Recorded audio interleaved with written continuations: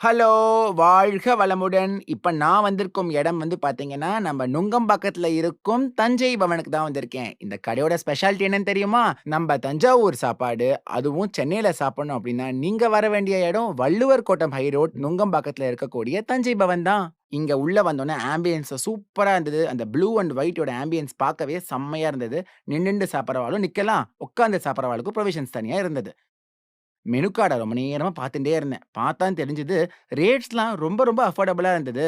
உடனே செஃப் வந்து என் கூட வந்து லைவ் கிட்சன வந்து டூர் காமிச்சாரு. லைவ் கிட்சன்ல சாதம், கூட்டு, பொரியல் எல்லாமே இருந்தது. அதுதான் வந்து மீல்ஸு. அதோட ஒரு ஸ்வீட்டும் இருந்தது. ரவா கேசரி பிரமாதம். அப்புறம் சென்ட்ரலைஸ் கிட்சனுக்குள்ள போனேனா, அங்க போய் அது ஒரு சின்ன டூர பார்த்துட்டு, அப்புறம் ஸ்நாக்ஸ் டைம்க்கு, அப்புறம் டிஃபன் டைம்க்கு பூரி, அதுக்கப்புறம் வடையெல்லாம் பொரிச்சுட்டு இருந்தா. மெது வடை வேற லெவல். வாசனையும் கம கமன்னு இருந்தது. டேஸ்ட்டும் ஃபர்ஸ்ட் கிளாஸா இருந்தது. நான் உடனே செஃப் கிட்ட வந்து எனக்கு ரொம்ப பசிக்கிறது. எனக்கு ஒரு தோசை வாத்து குடுங்கோளேன் அப்படின்னு கேட்டேன். உடனே ஒரு ரோஸ்ட் போட்டு குடுத்தாரு. அந்த ரோஸ்ட்டுக்கு தொட்டுக்கிறதுக்கு 2 சட்னி, சாம்பார். சாம்பார் வேற லெவல்.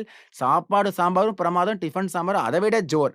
அப்புறம் இட்லி இருந்தது, ஆப்பம் இருந்தது. இது இல்லாம வெங்காய பஜ்ஜி, பெங்களூர் போண்டா இந்த மாரி ஸ்நாக்ஸுமே இருக்கு. இது எல்லாமே வந்து நீங்க சாப்பிடணும் ஆசைப்பட்டீங்கன்னா, கண்டிப்பா தஞ்சை பவன் விசிட் பண்ணி பாருங்கோ.